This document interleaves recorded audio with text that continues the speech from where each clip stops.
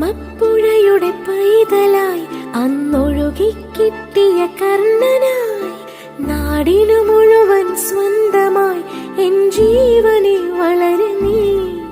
കുടിൽ മേയുവാൻ മുകിലുകൾ, അതിൽ മാരിവിൽ ചുവരുകൾ, നിനക്കൊരു കുടം കുളിരുമായി പുതുമഴ മണിമ